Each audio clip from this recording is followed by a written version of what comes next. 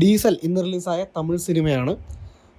തമിഴിൽ നിന്ന് 3 സിനിമകളാണ് മെയിനായിട്ട് ദീപാവലിക്ക് ഇറങ്ങിയിട്ടുണ്ടായിരുന്നത്. ഡ്യൂഡ്, ബൈസൺ, ഇപ്പോൾ ഡീസൽ നമ്മളങ്ങനെ കുഞ്ഞാക്കി കണ്ട സിനിമയല്ല. ഹരീഷ് കല്യാണാണ് ഈ സിനിമയിലെ നായകൻ. അതുപോലെ തന്നെ വിനയ് റായ് ഇതിൽ നെഗറ്റീവ് റോൾ ചെയ്യുന്നുണ്ട്. പിന്നെ അതുല്യ രവി അഭിനയിക്കുന്നുണ്ട്. ഹരീഷ് കല്യാണെ പറ്റി പറയുകയാണെങ്കിൽ അദ്ദേഹം ഇതിനു മുൻപ് ചെയ്ത 2 സിനിമകളും ബ്ലോക്ക് ബസ്റ്റേഴ്സ് ആയിരുന്നു. പാർക്കിങ്ങും ലവർപന്തും. രണ്ടും തിയേറ്ററിലെ ഈ ഒരു ബ്ലോക്ക് ബസ്റ്റർ സ്റ്റാറ്റസിനുൾപ്പെടെ ഉപരി ഭയങ്കര അപ്രീസിയേഷൻ കിട്ടിയല്ലേ. ക്രിട്ടിക്കലി OTT ഒക്കെ വന്നപ്പോൾ ഓൾ ഇന്ത്യ കിട്ടിയതല്ലേ. പാർക്കിംഗ് ഒക്കെ കുറേ അവാർഡും കിട്ടി അങ്ങനെ പോയതാണ്. നമ്മൾ മലയാളത്തിൽ നമ്മൾ ആ ഒരു ജോണറുള്ള ആ ഒരു തീമുള്ള സിനിമകൾ കണ്ടിട്ടുണ്ട്. ഇപ്പോൾ അയ്യപ്പൻ കോശിയും ഡ്രൈവിംഗ് ലൈസൻസ് ഉൾപ്പെടെ. പക്ഷേ അവിടെ തമിഴിൽ കണ്ടപ്പോൾ ഒരു ഫ്രഷ്നെസ് ഉണ്ടായിരുന്നു. പിന്നെ ഒരു ടെൻഷൻ ഫാക്ടർ ഉണ്ടായിരുന്നു പടത്തിൽ ത്രൂ ഔട്ട്. ലബർപന്ത് എൻ്റെ ഓൾ ടൈം ഫേവറേറ്റ് പടങ്ങളിലൊന്നാണ്.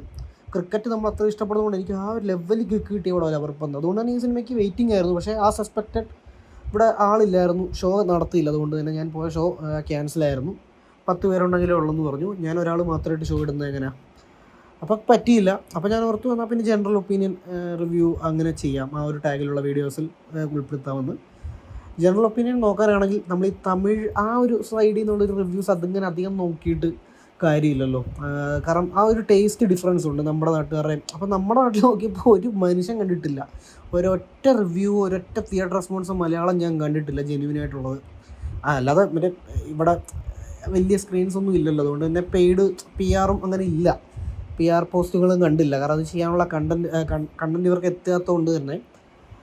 പക്ഷേ മൊത്തത്തിൽ പിന്നെ ഞാൻ ഇവിടെ ഒന്നും ഇല്ലാത്തതുകൊണ്ട് തന്നെ തമിഴിലെ മെയിനായിട്ട് നമുക്ക് ട്രസ്റ്റബിളായിട്ട് ഞാൻ ഫോളോ ചെയ്യുന്ന കുറച്ച് യൂട്യൂബ് റിവ്യൂസ് അല്ല, ഞാൻ ഈ ട്വിറ്ററിലെ കാര്യങ്ങളാണ് പറയുന്നത്. അങ്ങനെ ഫോളോ ചെയ്ത 1-2 റിവ്യൂസ് വെച്ചിട്ട് ബേസിക് സംഭവം നമുക്ക് ട്രെയിലർ കണ്ടാലേ മനസ്സിലായി ഇതൊരു ഇമ്പോർട്ടൻറ്റ് സബ്ജക്റ്റാണ്. അതായത് ഈ ഓയിൽസിൻ്റെ, പെട്രോൾ ഡീസൽ തുടങ്ങിയ ഓയിൽസിൻ്റെ അത് എവിടെ ഉത്ഭവിക്കുന്നു, അതുപോലെ തന്നെ അതെങ്ങനെ സപ്ലൈ ചെയ്യുന്നു, അതിൻ്റെ അകത്തുള്ള കളി, എന്തൊക്കെ ഉടായ്പ അതിന് നടക്കുന്നുണ്ട്, അതൊക്കെയാണ് ചർച്ച ചെയ്യുന്നത്. സീരിയസ് വിഷയമാണെന്ന് നമുക്കറിയാം. പക്ഷേ അതിനെ പാളിപ്പോയി, എടുത്തു വെച്ചപ്പോൾ പാളിപ്പോയതായിട്ടാണ് എല്ലാവരും പറയുന്നത്. റൈറ്റിങ് വളരെ മോശം, മേക്കിങ്ങും ഈ ട്രെയിലർ കണ്ടപ്പോൾ അത്ര ഒരു പ്രതീക്ഷ കിട്ടിയില്ല.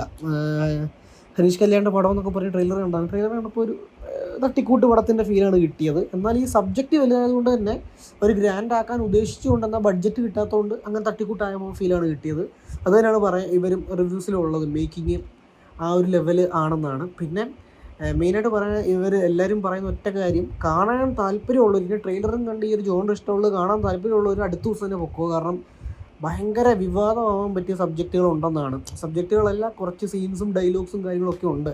അപ്പോൾ അത് അടുത്ത ഇമ്മീഡിയറ്റ് നെക്സ്റ്റ് ഡേ അത് കട്ടായി പോകാൻ ചാൻസ് ഉണ്ട്. അപ്പോൾ പോകേണ്ടവർ ഈ വീക്കെൻഡിൽ തന്നെ പൊക്കോ, അല്ലെങ്കിൽ ഇത് മിക്കവാറും ട്രിം ചെയ്ത് പോവും. പിന്നെ പല സാധനങ്ങളും കുറേ ഉണ്ട്, അതുകൊണ്ട് തന്നെ പല സാധനങ്ങളും ട്രിം ചെയ്ത് പോകാൻ ചാൻസ് ഉണ്ടെന്നാണ്. അപ്പോൾ എനിക്ക് മനസ്സിലായൊരു കാര്യം, മേക്കിങ്ങും സ്ക്രിപ്റ്റും ഒക്കെ പാളി. പക്ഷേ ഈ ഒരു സബ്ജക്റ്റ് റെലവൻ്റ് എന്ന് നമുക്കൊക്കെ അറിയാമായിരുന്നു. അതിൽ അവർ സിൻസിയറായിട്ട് സംതിങ് ഉദ്ദേശിച്ചിട്ടുണ്ട്. അതുകൊണ്ട് തന്നെ അതിൽ കള്ളത്തരങ്ങളോ മറച്ചു വെക്കാനൊന്നും ശ്രമിച്ചില്ല, സേഫ് ആവാൻ ശ്രമിച്ചില്ല. അവരത് ഓപ്പണായിട്ട് പറഞ്ഞു എന്നാണ് പറഞ്ഞത്. അപ്പോൾ നിങ്ങൾ ട്രെയിലറൊക്കെ കണ്ട് ഇതിൻ്റെ ജോണർ എന്താണെന്നും കഥ എന്താണെന്ന് മനസ്സിലായിട്ട് അതിൻ്റെ ഒരു കുറച്ച് സത്യാവസ്ഥകൾ അറിയണം എന്നുണ്ടെങ്കിൽ ജസ്റ്റ് ഒന്ന് കണ്ടു നോക്കുമെന്ന് ഞാൻ പറയത്തുള്ളൂ. ഇവിടെ ഇനിയും ഷോയ്ക്കൊന്നും ആൾ വരാൻ ചാൻസ് ഇല്ല. എങ്ങാനും വരുമെങ്കിൽ ഞാൻ പോയി കാണും, കണ്ടിട്ട് എൻ്റെ റിവ്യൂസ് ഇടാം. ഇതാണ് പൊതുവെ ഒരു 5-6 സ്ഥലത്തുനിന്ന് കോമൺ ആയിട്ട് കിട്ടിയതിൽ 5-6 സ്ഥലത്ത് നമ്മൾ നോക്കി അതിൽ കോമൺ ആയിട്ട് പറയണമെന്ന് തോന്നിയ പോയിൻറ്റ്സ് ഇതാണ്. പെർഫോമൻസിനെ പറ്റിയും കാര്യങ്ങളൊന്നും ഇങ്ങനെ കണ്ടില്ല. അത് പിന്നെ നമ്മളങ്ങനെ കാണാതെ പറയുന്നത് ശരിയല്ലല്ലോ. ഒരു കഥയുടേതും മേക്കിങ്ങിൻ്റെതും ഒക്കെയാണ് ഈ ഒരു ലെവൽ. അപ്പോൾ മൊത്തത്തിലൊരു ബിലോ ആവറേജ് റെസ്പോൺസ് ആണ്.